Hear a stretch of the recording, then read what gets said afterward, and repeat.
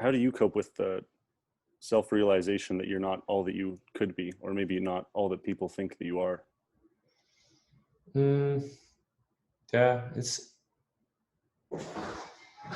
tough, right? Because in life, there's just always more. It's like a great theme of like the Stoics is this hedonic adaptation. Like you can always be more popular, you can always have a prettier girlfriend, always have a nicer house, more money in the bank account, more money in crypto, whatever it may be. The Dogecoin.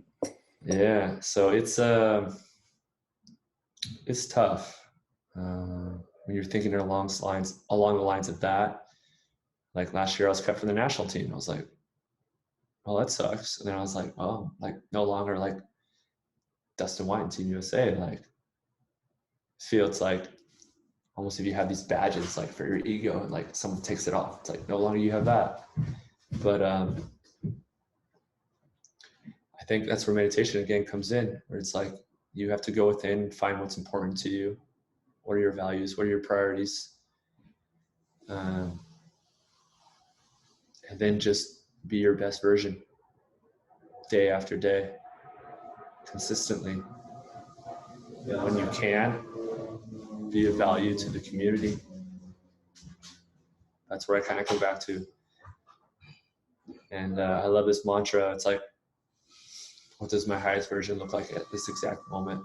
It's like when I'm in doubt, just keep on going back to that, back to that, back to that, back to that. If I'm not playing in a game, I have these thoughts of like, I wish I was playing, like at the minimum, to the maximum where it's like, this is bullshit. Like I should be playing. Why is this happening? And I think the one thing that helps me reset is just, again, what does my highest version look like at this exact moment? My highest version isn't full of resentment, complaining, frustrated.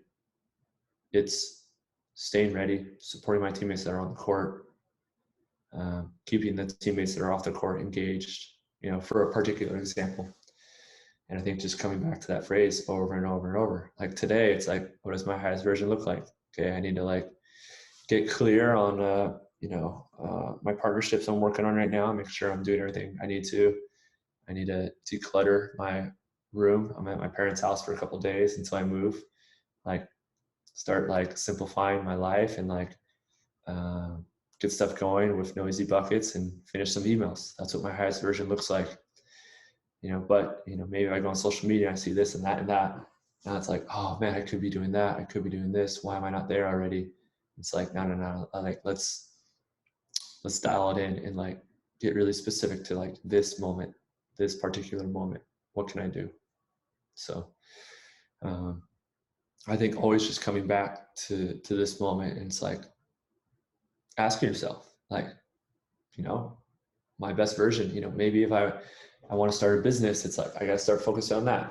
Maybe it's, I want to be my best volleyball player. I got to like do some core, roll out my body, watch some video. And so it's always different, whoever you may be, whatever your subjective view on life is. But I think it's just a simple question that's very empowering and kicks you away from this ambiguous future that we fear that we can't live. It's just like, no. Like this moment, this moment, this moment, this moment.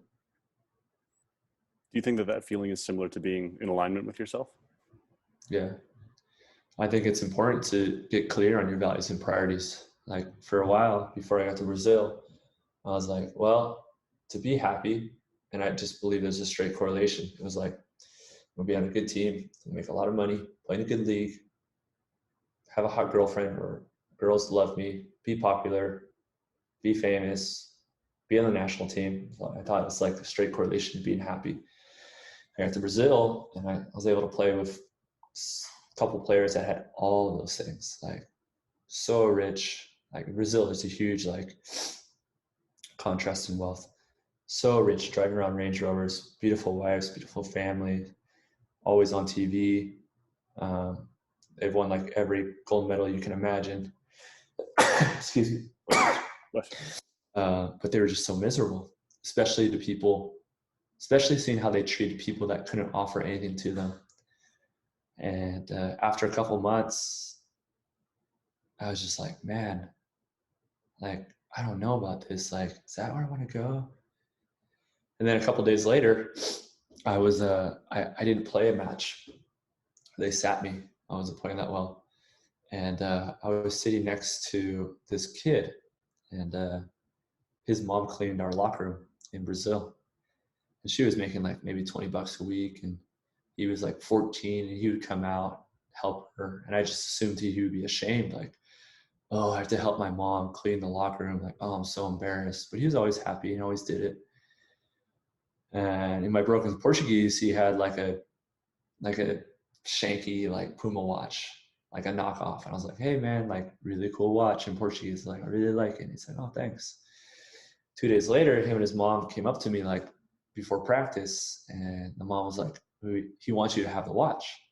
And I'm like, come on, like I can buy like 2,000 of these watches. Like, you know, thinking in my head, like, hell, like I can buy a watch. Like, and I was like, no, like politely, like, no, thank you.